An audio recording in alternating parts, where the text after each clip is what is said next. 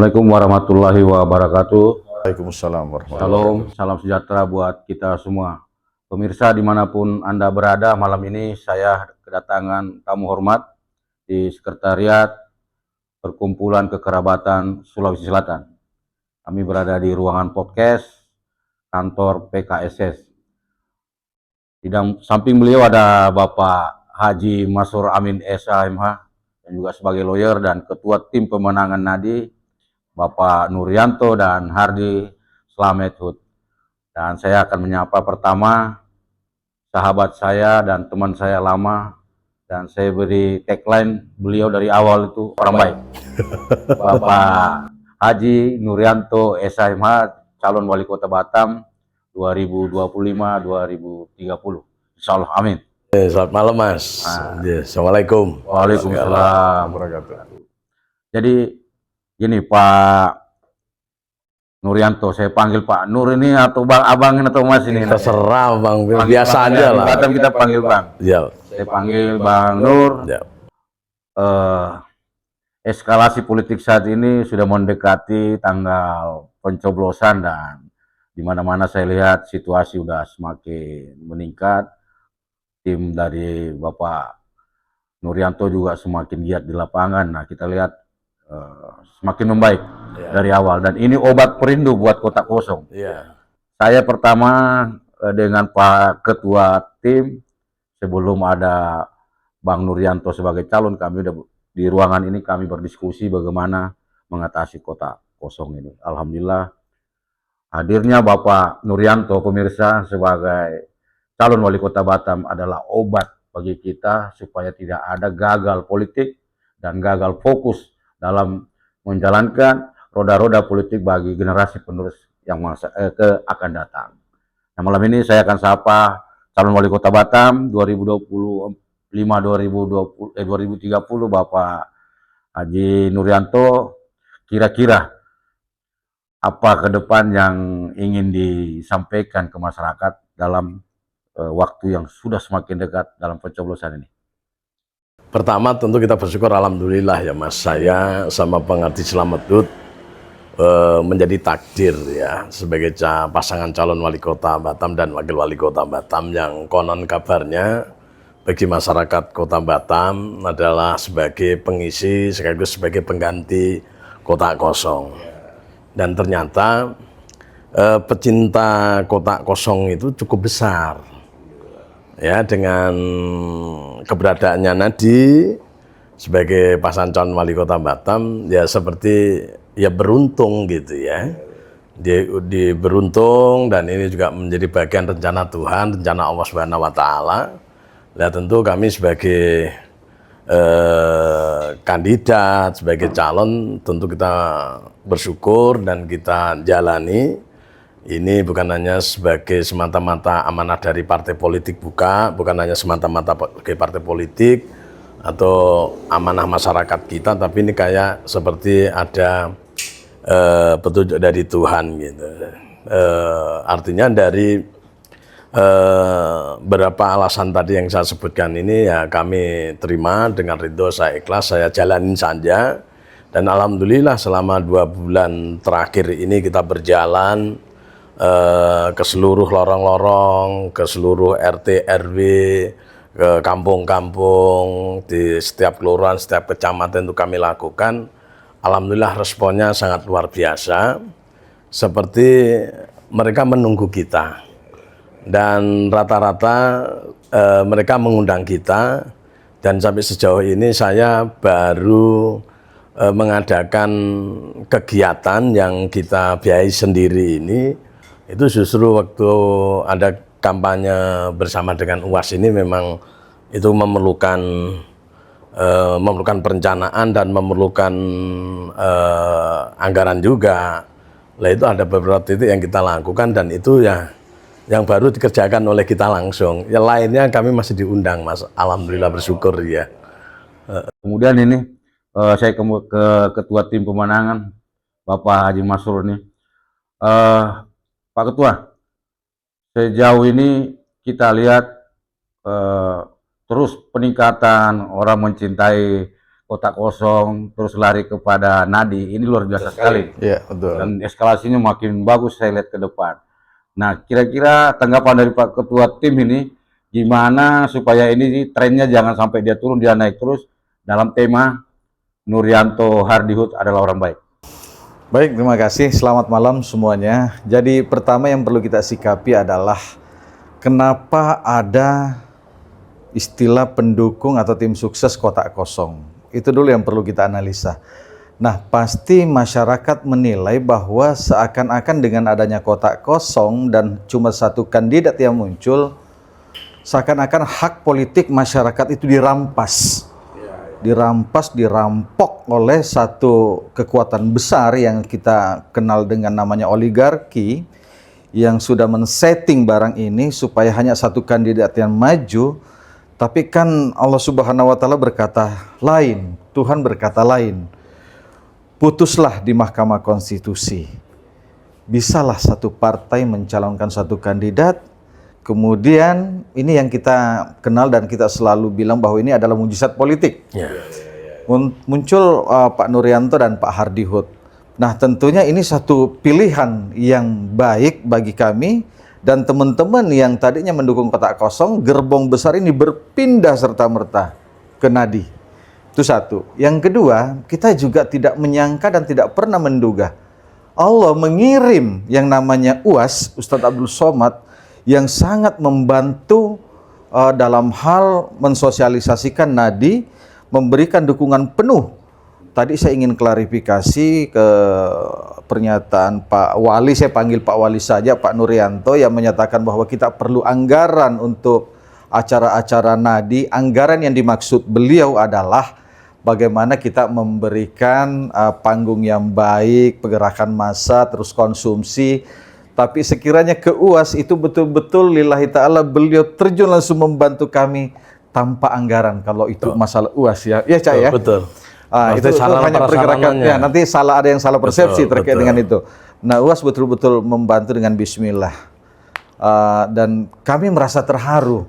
Nah, kalau seorang cendekiawan, seorang ulama saja yang tinggal di daerah lain turun ke Batam membantu, apalagi kami sebagai umarah, apalagi kami sebagai masyarakat. Dan ditambah lagi dengan teman-teman yang lain, saya lihat makin hari memang grafiknya makin naik. Beda-beda tipis lah orang-orang Betty orang bilang Betty. Nah, dengan Betty-nya ini perlu lagi kita semakin aktif, semakin solid dan semakin intens untuk mendatangi basis-basis masyarakat. Yang kedua, perlu kita pelihara.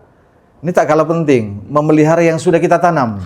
Jangan sampai ada 1-2 orang yang kecewa di tim ini maupun relawan, karena relawan kita sudah luar biasa. Relawan kita sekarang di tim nadi itu sudah 200 lebih.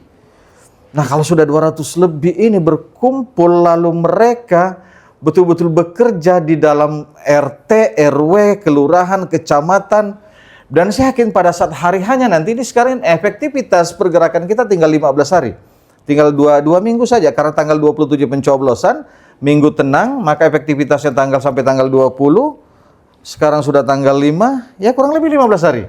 Kurang lebih 15 hari. Nah, mari kita memanfaatkan 15 hari ini dengan door to door, dan kita sama-sama berdoa berharap mudah-mudahan calon kita, kandidat kita, dan seluruh tim relawan diberi kesehatan sama Allah Subhanahu wa Ta'ala supaya senantiasa bisa melakukan sosialisasi, bisa memberikan kontribusi ke masyarakat, bisa menyampaikan visi misi, karena sesungguhnya visi misi yang diemban, yang disampaikan ke masyarakat sangat mumpuni. Biar beliau yang menyampaikan langsung visi misinya.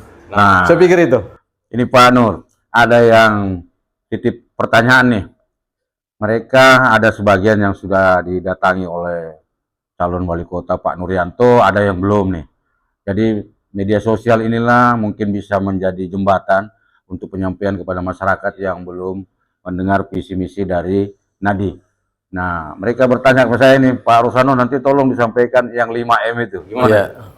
Baik, tentu sebagai calon wali kota Batam tentu ya dituntut ya, dan punya kewajiban untuk menyampaikan misi dan misi itu. Karena itu haknya publik, haknya masyarakat, haknya calon pemilih untuk mau mengetahui sebagai bukti sebagai calon itu kan paling enggak mau dibawa kemana Kota Batam ke depan gitu. Makanya misi-misi itu menjadi penting, Pak. Nah, misi kami yakni sebagai Batam, sebagai kota bandar dunia madani yang maju, adil, makmur, berbudaya, harmoni, dan berkelanjutan. Nah, terus kemudian misinya kita sederhanakan pakai bahasa yang abang tadi itu, 5M ya. yang 5M itu. 5M. Nah, kami biasanya kalau sosialisasi itu, saya sampaikan misinya yang barusan saya sebutkan, terus salamnya adalah mata muda, Mata muda. hadiah rezekinya itu 5M. Nah, itu ternyata menarik, Bang. Menarik, gitu ya. Iya, sangat menarik gitu. Nah, 5M itu konotasinya bukan rupiah. Bukan rupiah, Tapi betul. program, Bang, program Program, ya. kegiatan gitu. Nah, di sana itu kita jelaskan bahwa 5M adalah 5 program. Yang pertama itu mudah gitu ya, mudah berusaha, mudah bekerja, mudah bersekolah, dan mudah berobat, dan mudah beribadah gitu. Nah, 5 kemudahan inilah sebenarnya yang dibutuhkan pada umumnya dalam kehidupan kita ini kan, dan ini juga menjadi bagian dari urusan dan kewajiban dari urusan pemerintah dan kewajiban pemerintah yang pada akhirnya yang harus difasilitasi, yang harus diwujudkan sarana prasarananya untuk kepentingan masyarakat kita. Lah, mudah berusaha dalam hal ini adalah mudah membuat atau membantu gitu, atau memfasilitasi gitu. Artinya pemerintah kota itu harus memberikan jaminan kepastian, Bang, kepada seluruh masyarakat Kota Batam yang mau berusaha. Nah, usahanya apa saja, mulai dari usaha mikro, kecil, menengah, besar, dan besar sekali. Ini dibutuhkan komitmennya pemerintah, kehadirannya pemerintah untuk membantu, Bang. Gitu ya. Nah, apa yang dibutuhkan oleh mereka orang yang sedang mau berusaha, minimal itu perizinan, Bang. Nah, kita akan memberikan kemudahan setiap orang mau berusaha untuk mudah mengurus perizinan. Nah, ini saya bicara dengan mungkin ada pengusaha investor yang berinvestasi yang berskala besar. Nah, ini tentu kepentingan mereka adalah kemudahan perizinan, dan kami menegaskan, meyakinkan kepada mereka, kami jamin kemudahannya itu dengan kami hadir membantu memfasilitasi kemudahan-kemudahan dari perizinan itu. Lebih cepat, lebih bagus. Luar biasa. Ya kan, dengan kecepatan kita hadir, pemerintah hadir, otomatis investor ini akan cepat dia operasionalnya, cepat usahanya cukup berkembang, lapangan kerja terbuka. Kan begitu ya? Iya kan? Nah, kalau lapangan terbuka, akhirnya potensi masyarakat kita, anak-anak kita, peluang untuk mendapatkan pekerjaan sangat luas. Nah, ini yang besar, Bang. Ya. Nah, bagaimana yang UMKM? Nah, alhamdulillah yang UMKM kan sama, statusnya itu menjadi tanggung jawabnya pemerintah. Dari sisi perizinan, bahkan nanti kami untuk UMKM kita berikan support pendanaannya, Bang. Ya. Pemerintah kota harus berani memberikan supporting kemudahan akses permodalan. Nah, untuk UMKM-nya ini, nah, dirancangkan oleh kami ya di angka 20 sampai 25 juta. Dan itu tidak berhenti, Bang. UMKM ini kan rentan ini. Ya kan? Maka perlu perhatian khusus oleh pemerintah. Ya, maka yang pertama ada modalnya, terus dilakukan pembinaan, dikawal, diadvokasi gitu, sampai menjadi memiliki sampai produksi, sampai pemasarannya. Bahkan kemasannya belum nanti dikontrol oleh pemerintah kota supaya tidak hilang pertanggungjawabannya. Nah, artinya dengan demikian, kalau UMKM ini berjalan kan peluang juga tenaga kerja, Bang. Iya pasti. ya kan? Pasti. Nah, investor yang besar peluangnya lapangan kerja juga besar, UMKM juga besar. Nah, di sisi yang lain, yang kedua mudah bekerja, Bang. Ya kan? Kalau udah lapangan kerja terbuka dengan lebar, lah pemerintah Kota Batam, nah juga harus mempersiapkan masyarakatnya untuk siap bekerja. Ya, dengan apa? Maka pemerintah Kota Batam harus memberikan akses kepada masyarakatnya agar supaya mereka mendapat peluang bekerja. Di sisi yang lain, pemerintah kota harus mempersiapkan mereka siap bekerja dengan cara dididik, dilatih. Maka kita perlu buka seperti BLK atau Badan Pelatihan yang Kreatif, ya itu sampai memiliki sertifikasi, ya sertifikasi kompetensi kerja, supaya mereka siap bekerja, Bang. Nah, terus kemudian di sisi yang lain, kalau pemerintah sudah hadir, investasinya udah dijamin sama pemerintah, dan mereka otomatis nanti kita ikat perjanjiannya supaya investor yang sudah berinvestasi, yang sudah dibantu oleh pemerintah, artinya jangan memakai tenaga kerja dari luar. Artinya diprioritaskan masyarakat kita. Nah, orang masyarakatnya udah kita siapin, no. Nah, gitu. Artinya inilah kemudian yang menjadi atensi kita, yang kita lihat bersama-sama bahwa begitu banyak, Bang, investor yang berinvestasi kita ya. Tapi anak-anak kita ini peluang kerjanya kan masih agak. Nah, kenapa? Ya karena setiap perusahaan mesti kepengen, oke, kami mau terima kerja tapi harus memenuhi persyaratan. Gitu kan? Nah, harus memenuhi persyaratan, yang harus pengalaman. Lah pemerintah akan mempersiapkan itu, Bang. Nah, artinya bayar atau enggak itu nanti ditanggung oleh pemerintah, gratis, Bang. Dan pemerintah itu yang namanya investasi kepada masyarakatnya. Nah, terus keuntungannya pemerintah apa? Loh, kalau anak ini sudah pada bekerja, nanti kan ada pajak penghasil. Nah, itu kan balik juga ke pemerintah. Gitu. Jadi nggak rugi investasi, meningkatkan kapasitas anak masyarakat kita yang sebagai calon pekerja itu nggak rugi. Jangan berpikir hari ini, jangan. Gitu. Berkelanjutan. Artinya bahwa investornya happy, tenaga kerjanya happy, kan begitu, Bang. Artinya bahwa sehat. Dan yang paling pentingnya, Bang, ya, investor besar sama UMKM ini kalau bisa itu dijembatani oleh pemerintah supaya ada simbiosis mutualismenya itu.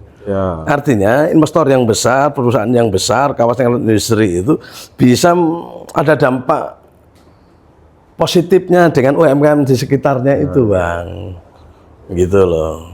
Artinya bisalah hal-hal yang bisa dikerjakan oleh masyarakat sekitar itu bisa nih. Kalau contoh nih, kalau ada produksi itu kan ada kayak tempat kayu paletnya kan, Bang. Ya, betul. Ya kan? Ini kan nggak perlu diambil dari luar, Bang, nggak perlu impor, nggak perlu. Masyarakat kita bisa lah buat palet-palet itu, ini contoh kecil lah, atau dan yang lain-lainnya lah.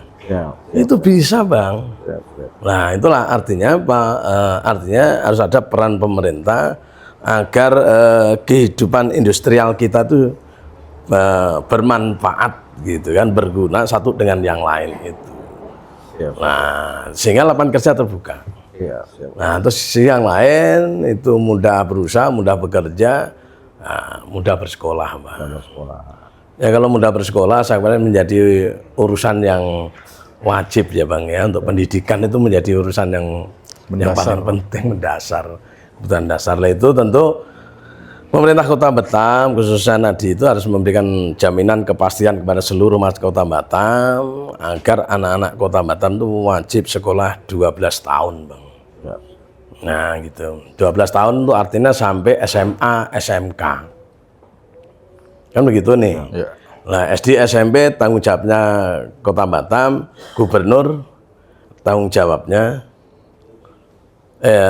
SMA, SMK tanggung jawabnya gubernur. Ya, lah nanti terus masa sarana prasarananya, ya kita SD, SMP menjadi kewajibannya pemerintah kota, harus dipenuhi semuanya.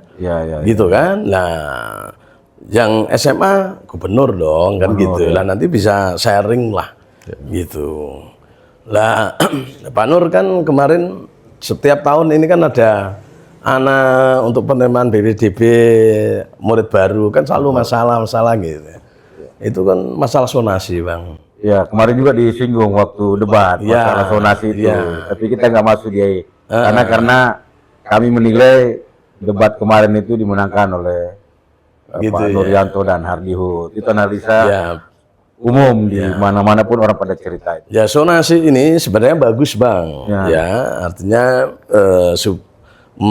tetapi sisi yang lain ini bisa dipraktekkan, bisa dilakukan oleh pemerintah jika pemerintah Kota Batam sudah menstandarisasi setiap sonasi, Bang. Ya kan, contohnya setiap sonasi itu kan ada yang lengkap itu kan ada TK, SD, SMP, SMA. Tema. Dan ini setiap sonasi itu harus ada standar ini semua, Bang. Kalau nggak ada salah satu, pasti akan timbul masalah Masalah baru. Karena yang sonasi yang tidak ada SMA-nya misalnya, terus mau kemana dia? Betul. Nah, makanya menjadi fokus atensi pemerintah untuk kalau tetap sonasi diberlakukan, maka jangka panjangnya kita harus mempersiapkan sarana prasarana distandarisasi di setiap sonasi, Bang. Gitu. Nah, begitu juga ada beasiswa ada gitu ya. Nah, itu kan gratis ini, Bang. SD, SMP. Nah, ke depan untuk 2025 seragamnya gratis. Ini udah kita tanda tangan nih, Bang, sama Pak Rudi. Untuk tahun 2025 seragam SD, SMP gratis. Itu udah kami tanda tangan dalam KUAPPAS. Iya. Betul lah, udah. Jadi KUAPPAS itu udah kami tanda tangan. Saya baru dengar ini. Udah. Nah, terus kemudian, apa cukup? Oh, kalau transport, transport nanti kita hitung. Kalau kita fasilitasi ada antar jemput alat transport ke anak-anak sekolah kita, gitu kan. Ya, kalau udah halte kan sudah ada ya. Gitu. Nah, terus bagaimana beasiswa? Kita udah ada, Bang, beasiswa selama ini sudah ada. Anak-anak yang mau melanjutkan kuliah dan kebetulan pemerintah kota juga kerjasama dengan 7 universitas unggulan, Bang, gitu. Lihat tentu anak-anak yang punya kriteria, yang berprestasi, tidak mampu, nah itu ada kriterianya lah yang mendapatkan beasiswa oleh pemerintah kota. Bahkan kita juga akan memberikan beasiswa kepada para pendidiknya, Bang, bukan hanya anak murid. Betul. Nah, para guru, para ibu guru yang mendidik anak-anak ini bisa ditingkatkan kapasitasnya, termasuk ya kalau S1, S2, S3 bisa beasiswa oleh pemerintah kota. Artinya tidak rugilah kita berinvestasi mencerdaskan anak bangsa kita. Gitu. Nah, apa cukup itu? Enggak, kita juga akan mensinergikan, mengkolaborasikan dengan sekolah-sekolah swasta, Bang, supaya pada prinsipnya dalam mencerdaskan anak bangsa ini bukan hanya pemerintah, Bang, kita bisa berkolaborasi, bisa bekerja sama dengan perusahaan lokal, nasional, kan itu bisa disinergikan, Bang, untuk bagaimana meringankan terus meringankan beban dari pemerintah itu, ya, itu bisa diajak bergotong royong mereka. CSR-nya juga ada, karena mencerdaskan anak bangsa itu ini semua juga punya tanggung jawab moral. Dan setahu saya pada CSR-nya itu juga ada. Dan kalau memang ini ada secara transparan terbuka CSR-nya itu berfungsi, bisa dikolaborasikan dengan program yang kita miliki, bisa. Siap. Jadi begini, Pak Nur, pernah saya mengikuti training 14 hari di 4 kementerian itu, 2 minggu saya di Jakarta, masalah CSR. Dan ini kewajiban setiap perusahaan. Pertama pendidikan, kedua kesehatan, ketiga sosial, keempat lingkungan hidup. Dan 4 item ini harus diemban oleh seluruh lapisan masyarakat. Jadi stakeholdernya ini adalah kepala daerah sebetulnya. Jadi ini luar biasa kalau ini berbanding lurus kan, Bang, dengan program kita kan. Iya. Karena itu rohnya memang di sana, Bang. Di sana rohnya itu. Jadi, dan konstitusi menyatakan gitu. Iya, undang-undangnya pun. Lah makanya konstitusi menyatakan Susahnya di mana tidak ada ini. Nggak ada. Yang susah itu kalau nggak punya kemauan. Betul. Gitu, makanya saya berani pakai tagline Batam Muda. Ya, ya. Itu kan dipertanyakan juga ini. siap. Apakah Batam Muda ini hanya sekedar narasi? Enggak. Ya kan, Batam Muda ini akan kita wujudkan karena kita punya kemauan. Yang jadi problem kalau kita tidak punya kemauan, masalah kecil apapun tidak bakal selesai, Bang. Betul. Tapi masalah sebesar apapun yang kita hadapi, kalau kita punya kemauan yang kuat mau menyelesaikan, selesai itu, Bang. Saya sepakat ini Pak Ketua dengan calon wali kota kita ini, orang baik ini. Jadi begitu brilian pemikirannya, ide-idenya ini luar biasa. Tinggal insya Allah beliau duduk nanti, kita jalankan bareng-bareng bersama-sama. Kami cukup berada di luar pagar Pemko Batam, tinggal support dari luar saja. Karena dana-dana CSR ini kan, kita Batam ini tidak punya sumber daya alam. Data BPS 2018, orang-orang Batam itu punya tingkat IQ di atas penduduk ibu kota Jakarta. Jadi kita punya sumber daya manusia, tapi kita minim sekali sumber daya alam kecuali laut.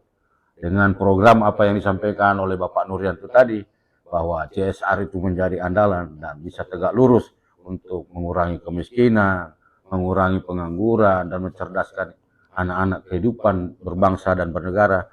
Inilah yang saya memang tunggu dari kata kalimat-kalimat itu. Ternyata ini yang tercetus dari paslon 01, ya kan? Paslon lain tidak ada saya rasa yang ini, dan ini saya rasa saya mendukung ini. Dan seluruh kita Cak di PKSS ini sudah menandatangani surat dukungan buat Terima kasih, Bang. 01 Nuryanto Hardihut, dan rapat pimpinan tertinggi kami sudah putuskan itu ada seluruh Kepri kami sudah ada, nanti suratnya diserahkan oleh Pak Ketua ketika deklarasi nanti. Saya ke Pak Ketua dulu. Bahkan saya lihat bendera PKS sudah berkibar ya. Sudah 4 pemenang. Saya suruh kirim malam itu, langsung saya suruh kirim pasang. Itu bukti keseriusan kita komitmen dan konsisten dengan kata dan perbuatan. Pak Ketua, waktu awal-awal setelah hadirnya Pak Nuryanto untuk maju sebagai calon wali kota Batam, Pak Ketua kan ke rumah nih, sampai subuh kita membahas kota kosong, sampai subuh. Nah, jadi kami bertiga bahas di samping rumah bicara tentang kota kosong. Nah sekarang ini Pak Ketua waktu itu belum ada jabatan sebagai ketua tim pemenang, saya belum dapat juga ketua tim, bukan ketua ya, masuk dewan pengarah kepada orang baik ini. Jadi apa menjadi obat yang tersendiri Pak Ketua rasakan ini ketika sudah ada Cak Nur ini gitu. Jadi sesungguhnya begini ya, kita yang ada di tim Nadi ini adalah orang-orang yang mencurahkan pikirannya melalui sebuah konsep, lalu dengan konsep ini muncullah visi misi yang disebut oleh beliau tadi. Jadi Pak Nuryanto ini orangnya sangat demokratis, tidak pernah menggunakan sesuatu hak veto atau hak prerogatif dia atau maunya dia. Ini saya lihat sih, mohon maaf saya sebutkan saja mirip-mirip gaya kepemimpinan presiden kita sekarang. Kenapa saya katakan begitu? Lebih berkuasa ajudannya daripada presidennya, lebih berkuasa ajudannya daripada ini. Dari dulu. Nih saya lihat, jadi bisa diatur oleh ajudan kita ke sini Pak, kita ke sini Pak. Nah, itu artinya orang ini mau menerima pandangan arahan dari bawah ke atas. Orang yang mau mendengarkan aspirasi. Memilih satu calon, tentu hal yang paling utama kita pertimbangkan adalah bagaimana bisa bersilaturahmi, berkomunikasi dengan baik. Ketika komunikasi dan silaturahmi itu terjaga dan bisa serta gampang, maka dengan mudahnya juga masyarakat menyampaikan aspirasi untuk dieksekusi oleh pejabat eksekutif. Nah, inilah beliau. Kemudian juga prestasi beliau selama ini kan kita tahu sama-sama kenal bahwa Pak Nuryanto ini adalah 2 periode menjadi ketua DPRD Kota Batam. Selama beliau memimpin 10 tahun 2 periode ini kita tidak pernah mendengar hal-hal yang negatif terkait dengan kepemimpinannya beliau. Tidak pernah melawan? Belum pernah. Belum pernah ya? Nah, kalau track record-nya saja sudah seperti ini, maka saya mengajak teman-teman semua, seluruh elemen masyarakat Kota Batam yang punya hak pilih, tanggal 27 nanti, gunakanlah hak pilihnya, lalu jangan lupa memilih nomor 1 Pak Nuryanto Hardihut dengan tagline orang baik. Karena memang beliau orang baik, beliau orang tidak sombong sama sekali, dimanapun kita jumpa selalu menegur, menyapa, dan separuh hidup kita sudah lebih Jadi kalau kita dikatakan kita adalah pendatang, kita adalah perantau, sesungguhnya sebetulnya itu lahiriahnya saja. Ya. Tapi hakikatnya separuh hidup kita sudah lebih di kota Batam ini. Paling tidak kita sudah mengetahui permasalahan sosial kemasyarakatan apa sih sesungguhnya yang terjadi di Batam dan bagaimana caranya menyelesaikan, mencari solusi yang terbaik. Saya pikir dengan berkumpulnya orang-orang hebat di tim Nadi ini akan menjadi suatu solusi untuk menyelesaikan semua itu. Yang paling penting. Dan saya terima kasih malah kepada teman-teman semua yang mau mendukung relawan-relawan yang betul-betul idealisme yang kuat, komitmen yang kuat, persaudaraan persahabatan yang kuat sehingga tidak mengenal menyerah dan selalu aktif baik di grup maupun bersosialisasi ke mana-mana pun di titik-titik simpul masyarakat yang ada dan menyuarakan itu. Dan seperti yang disampaikan oleh Pak Wali Kota kita tadi bahwa dengan kedatangan kita sepertinya kita memang sudah ditunggu dan dibutuhkan. Ya. Jadi bukan kita yang meminta, tapi teman-teman konstituen itulah masyarakat, komponen-komponen perkumpulan masyarakat inilah yang meminta Saya potong dulu. kehadiran beliau. Silakan.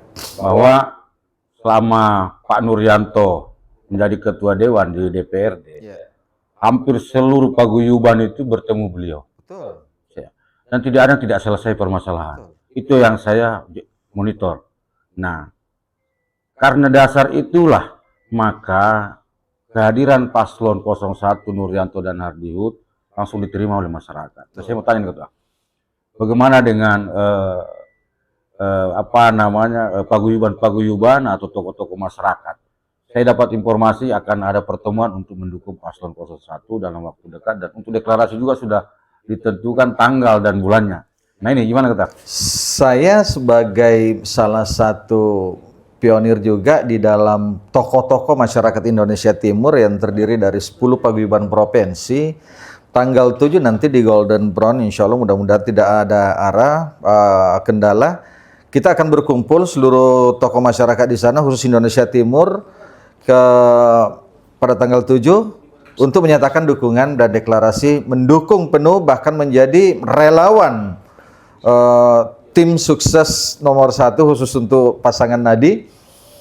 Nah disitulah nanti pertarungan sesungguhnya yang kita lihat bahwa mudah-mudahan tokoh ini dengan segala ketokohannya betul-betul bekerja bergerak di lapangan untuk menyampaikan ke masing-masing warganya, paguyubannya untuk mendukung pasangan Nadi.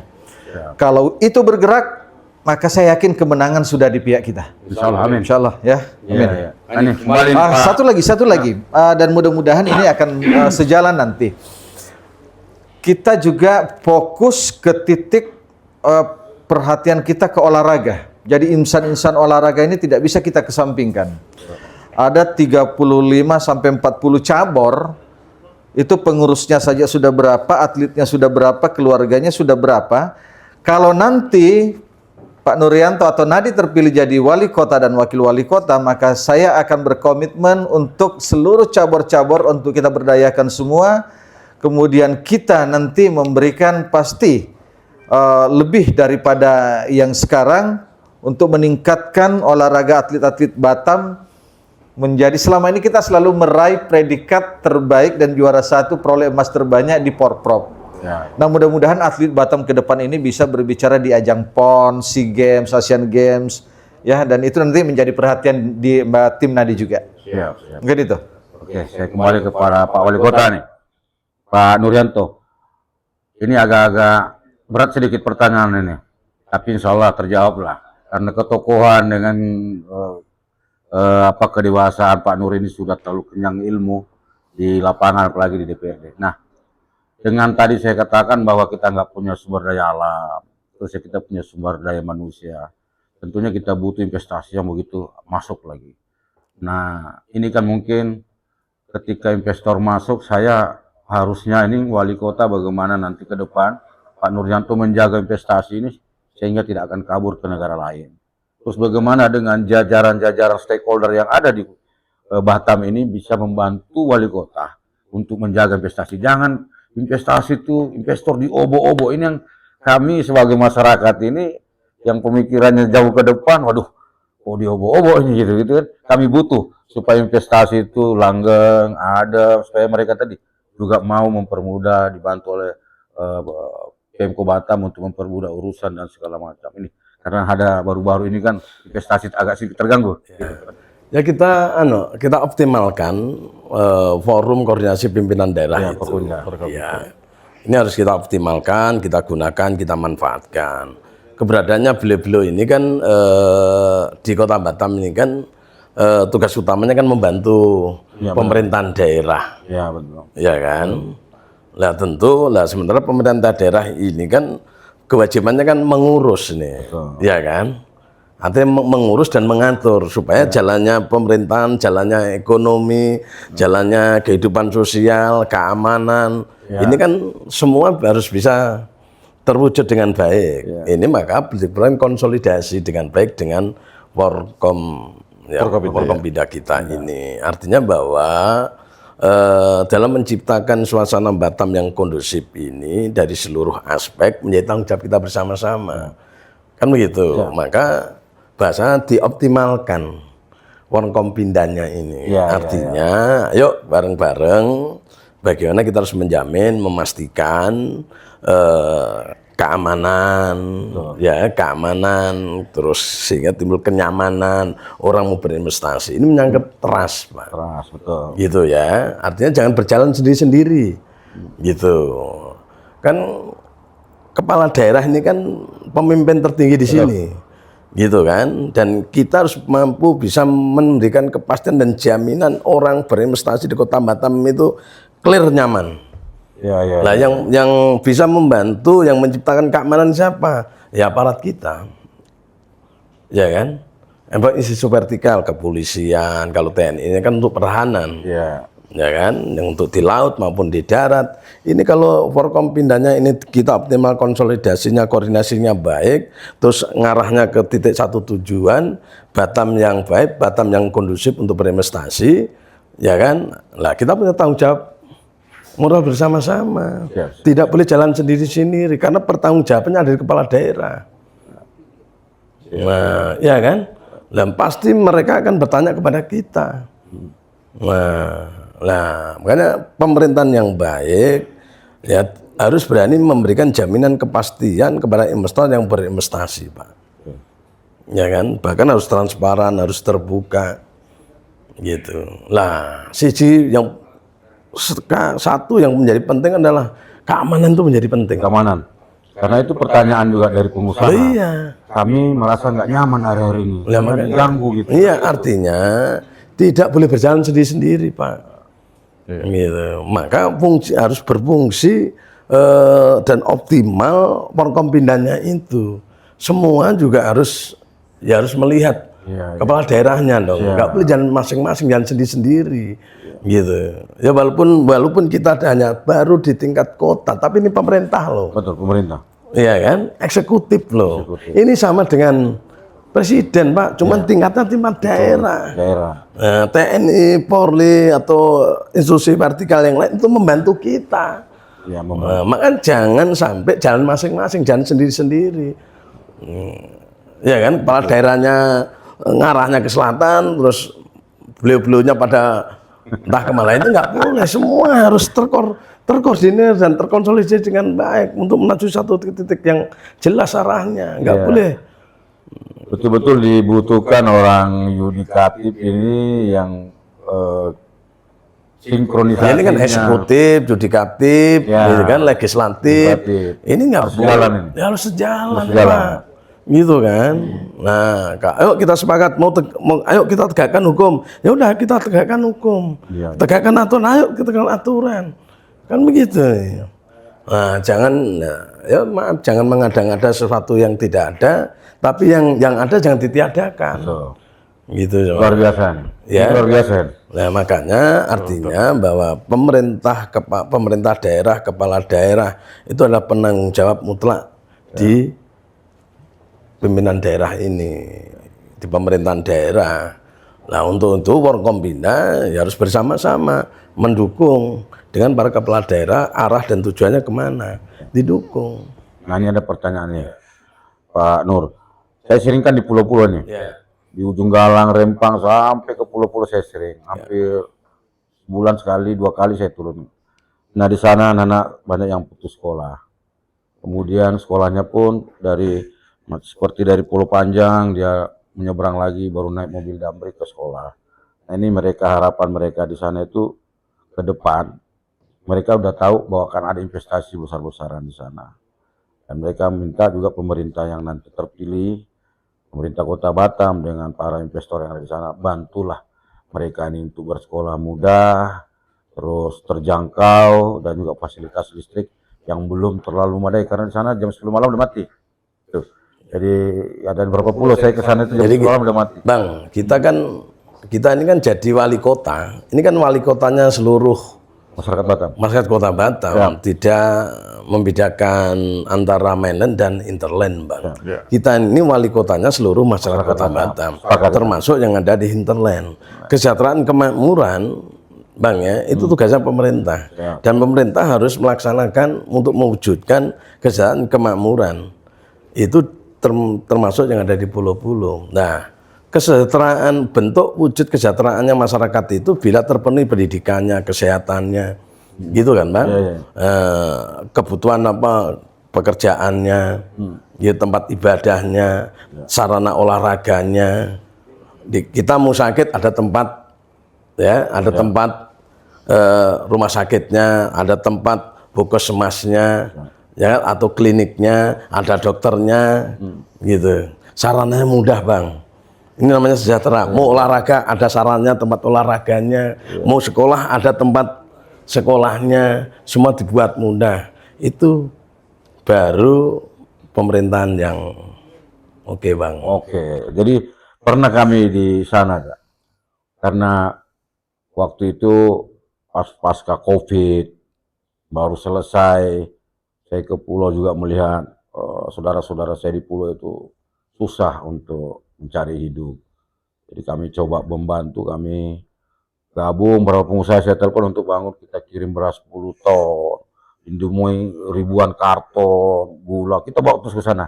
Nah, ada terbesit mereka itu bahwa mungkin ke depan adalah pengusaha tanpa diminta bisa melakukan seperti itu. Nah, tadi balik ke CSA. Kita akan dekatin seperti itu. Iya.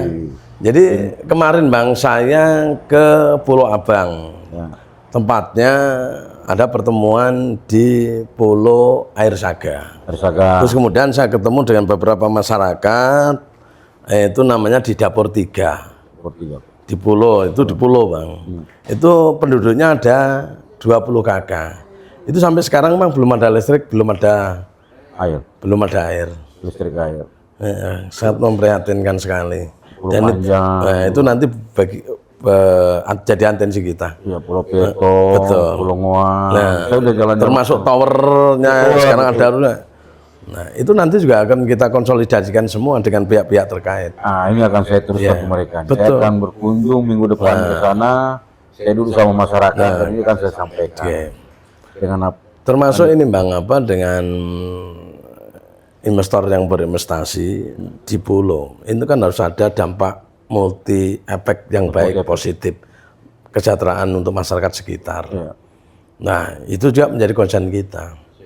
Artinya untuk mencari investor yang mau berinvestasi itu tugasnya kita. Tapi harus ada dampak positif untuk masyarakat kita, Bang. Dimanapun kita. Ya, mungkin di akhir pertanyaan saya minta satu masukan dari Pak Ketua Tim Pemenangan ini, Bapak Haji Mansur Amin. Waktu kita semakin dekat ini, Pak. Saya pun jadi host di sini, tapi sebetulnya jadi tim sukses Bapak Haji Nuryanto. Tapi saya bekerja ini lahir batin, insya Allah. Jadi saya sampaikan teman-teman ini bahwa tidak cukup dengan ikhtiar tubuh, tapi mari kita belajar bahwa mari kita mendoakan Bapak Haji Nuryanto dan Bapak Hardi Slametut dengan kirimin sholawat supaya mereka berdua sehat. Usaha dan doa, Bang, kan? Iya, mereka sehat.